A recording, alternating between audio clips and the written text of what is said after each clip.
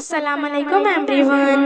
بسم اللہ الرحمن الرحیم۔ وہ اللہ ہے جو واقف ہے تمہاری تکلیف سے، تمہاری اذیت سے، تمہارے دل کی طرف سے اور تمہاری آنکھوں سے بہتے ہر آنسو سے۔ تمہارا صبر رائگاں نہیں جائے گا۔ اس صبر پر کتنا اثر رکھا ہے تمہیں نہیں پتا۔ جو رب بی بی زکریا کو بڑھاپے میں اولاد سے نواز سکتا ہے وہ تمہاری بھی سنے گا۔ تمہارا بھی تو وہی رب ہے نا۔ انسان کی زندگی میں کئی درد ایسے نہیں جس سے میرے رب واقف نہ ہو۔ وہ تو ہر وقت تمہارے ساتھ کی طرح رہتا ہے۔ غم اور تکلیف یہ تو آزمائش ہے، ایک وسیلہ تمہارے اور اس کے درمیان جوڑے رکھتا ہے۔ وہ تو چاہتا ہے کہ اس کا بندہ اس سے باتیں کرے، اس سے مانگے۔ وہ سننا چاہتا ہے تمہیں۔ اگر تم اپنا صبر کھو دیتے ہو، اس سے شکوے شکایتیں کرتے ہو، ایسا کیوں ہوا اور میرے ساتھ ہی کیوں ہوا، کبھی سوچا ہے کہ ہم اس قابل ہیں جو اس کی حکمت اور مصلحت پر سوال اٹھائیں؟ کتنے حق ہیں اس کے محبت کے جو ہم نے کبھی ادا کیے، کبھی اس کے کہے کا مان رکھا ہم نے؟ کوئی تمہارا جواب نہ دے تو تم روٹھ جاتے ہو، دوبارہ اس سے بات نہیں کرتے۔ اگر اس ذات نے تمہیں دن میں 5 بار اپنے جانب بلاتا ہے، تم سن کر انسنا کر دیتے ہو، سوچو اس کو بھی برا لگتا ہوگا نا، مگر وہ پھر بھی تمہارا ساتھ نہیں چھوڑتا۔ یہ کیسے ممکن ہے کہ کوئی چیز یا شخص ہمارے لیے صحیح ہو اور ہمارا من پسند بھی ہو، پھر بھی وہ ہم سے دور کر دے؟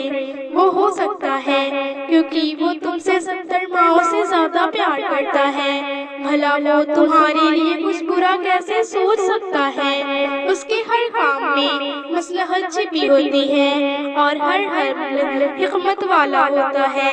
وہ کبھی بھی تمہارا کہا رد نہیں کرتا، وہ دینے میں تاخیر کر رہا ہے۔ تو ہو سکتا ہے وہ تمہیں مزید سننا چاہتا ہو یا اسے تمہارا مانگنا پسند آ گیا ہو۔ اس دنیا میں سب سے بڑا تمہارا خواہ تمہارا رب ہے۔ تمہیں اپنے جانب بلا کر وہ تمہارا انتظار کرتا ہے۔ تم ایک قدم اس کے جانب اٹھاتی ہو، وہ 2 قدم بڑھاتا ہے۔ تم ہاتھ بڑھاتی ہو، وہ دوڑ کر تھام لیتا ہے، مگر وہ گرنے نہیں دیتا۔ وہ جانتا ہے کب کب تم نے درد کے آنسو پی کر صبر نہیں چھوڑا تھا۔ ان تمہاری آنکھوں کی لالی کے پیچھے چھپی ان جاگتی راتوں کو جو تم نے اس کے مخلوق کی کرزا زیادتی کو اسے سناتے ہوئے گزارا۔ کیا تمہیں لگتا ہے جو تمہاری سن نہیں رہا وہ تم سے خفا ہے؟ تو جان لو وہ اگر ناراض ہوتا تو وہ تمہیں مانگنے کی توفیق ہی نہ دیتا۔ وہ کچھ برا نہیں چاہ رہا، وہ تو تمہیں آزما رہا ہے، ڈھیل دے رہا ہے ظالموں کو، مگر جب وہ اپنی لمحام کسیں گے تمنا درد کی شام کے بعد صبح کا سویرا ضرور ہوگا، کیونکہ چاند بھی پورا ہونے سے پہلے کاٹتا ہے۔ بعض دفعہ ایسا بھی ہوتا ہے کہ انسان دل میں شدت خواہشیں دبائی رکھتا ہے اور سالوں سے مانگ رہا ہوتا ہے، سجدوں میں، دعا میں، کہیں بن کہیں، خاموشی میں، تہجد میں، آنسوؤں سے، ہر وقت، ہر جگہ، نیندوں میں، خوشی میں، غم میں، ہر جگہ وہ مانگتا رہتا ہے۔ شاید وہ اپنے رب سے جڑتا ہی اپنی دعاؤں کی قبولیت کی خاطر، مگر پھر ایسا ہوتا ہے کہ اللہ اس کی خواہش کو اس کی آنکھوں کے سامنے کسی اور کے حق میں پورا کر دیتا ہے۔ تب یہ انسان ٹوٹ کے گرتا ہے اپنے رب کے سامنے، کرچی کرچی وجود میں شکوے کرتا ہے، شکایتیں کرتا ہے، کیوں کیا ایسا میرے ساتھ ہی کیوں کیا؟ ناراض ہوتا ہے اپنے خالق سے، میں نے تو اتنا مانگا تھا تم سے اور تم نے اسے کسی اور کے جھولی میں ڈال دیا۔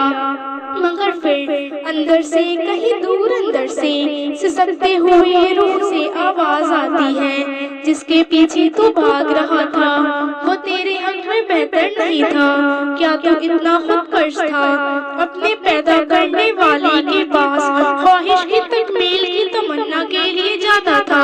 تیرے سجدے جس کے لیے ہونے چاہیے تھے اس میں بھی تو اپنی خواہشیں کے بت بنائے پوج رہا تھا کہ ایسا ہی ہونا تھا۔ جو ہوا اچھا ہوا، تمہیں سمجھ تو آئی حقیقت کیا، کس سے جڑنا ہے تمہیں، کس کی خواہش رکھنی ہے، سجدے کس کے لیے خالص کرنے ہیں، کس کے لیے آنسو بہانے ہیں۔ اگر وہ رب تیری اس خواہش کو پورا کر دیتا جو تو سجدے میں تڑپ کے گڑ گڑا کر مانگتا تھا وہ بھی چھوٹ جاتا تو اللہ کو بھول جاتا، مگر تیرا رب ایسا نہیں چاہتا، تو اسے بھول جا۔ اس لیے اس نے تیرے دل کو توڑا تاکہ تو اپنے رب سے جڑ جائے اور اس دل کو وہ اپنی محبت سے بھر دے۔ ہاں، بعض اوقات ایسا بھی ہوتا ہے کچھ خواہشات کا ادھورا رہ جانا ہی ہمارے حق میں بہتر ہوتا ہے، وقتی طور پر ہمارا ٹوٹنا ہی ہمارے لیے بہتر ہے اور ہمیں اس رب کے قریب لاتا ہے۔ دعاؤں سے بہت طاقت ہے، اتنی طاقت کہ پہاڑ کو لمحوں میں ریزہ ریزہ کر دے، ناممکنات کو ممکن میں تبدیل کر کے ہمارے سامنے کھڑا کر دے، ہماری سوچ کو حیران کر دے، ہمارے طرف آتے ہوئے طوفان کے رخ موڑ دے۔ دعاؤں نصیب بدلنے پر قادر ہیں۔ تمہیں دعا مانگنے کا طریقہ اس لیے سکھایا گیا ہے کہ تم مانگ لو، اپنی خواہشات کو اس کے سامنے بیان کر سکو۔ تمہارے نصیب میں ایک جگہ کو اس لیے خالی چھوڑا گیا ہے تاکہ تم اسے موڑ سکو اپنی دعاؤں سے۔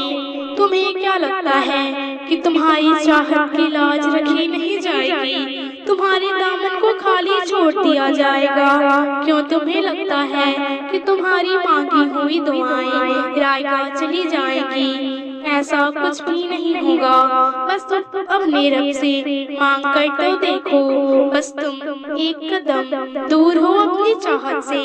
اگر آپ کا آج کا دن برا چل رہا ہے تو اس کا مطلب یہ تو نہیں ہے کہ آپ کی ساری زندگی ہی بری ہو گئی ہو۔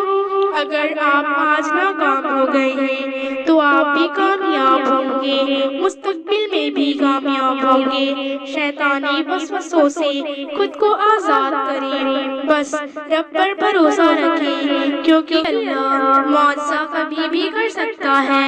اس کے یہاں دیر ہے، اندھیر نہیں۔ اس نے روتے دیکھا ہے، حالت نہیں بدلی، اسے ہنستے دیکھا ہے، حالت نہیں بدلی، پھر بھی صبر کر کے دیکھا ہے، اسے اللہ ملا اور حالات بھی بدل گئے۔ تنہائی کی عبادت میں بہت سکون ہے، کیونکہ تنہائی میں دیکھنے والا صرف اللہ ہے۔ عبادت میں اپنا دل لگانا سیکھو تاکہ اللہ بھی راضی رہے اور دل میں بھی سکون رہے۔ نماز کی فرق اپنے اوپر فرض کر لو، اللہ کے کرم سے دنیا کی فکر سے آزاد ہو جاؤ گے اور کامیابی تمہارے قدم چومیں گی۔ صبر اور خاموشی اختیار کرو، بے شک اللہ دلوں کے بوجھ دور کرنے والا ہے۔ سب کچھ بدل جاتا ہے، عمر بدلنے کے ساتھ ساتھ پہلے ضد کیا کرتے تھے، اب صبر کیا کرتے ہیں۔ رب کے دینے یا نہ دینے پر کبھی رو نہ سکے، بے شک کبھی وہ شکر کرواتا ہے تو کبھی صبر۔ زندگی کی تلخیوں سے تھک گئے ہونا، پھر بھی تم مایوسی کا شکار نہ ہونا، وہ رب تمہیں بہت جلد آپ کی دعاؤں کو قبول کرے گا۔ دعا میں آنکھوں سے آنسو گرنے والا ایک قطرہ دعاؤں کی قبولیت کے قریب لے جاتا ہے۔ رب دعا قبول کر کے ہمارے وہ آنسو پوچھ دیتا ہے۔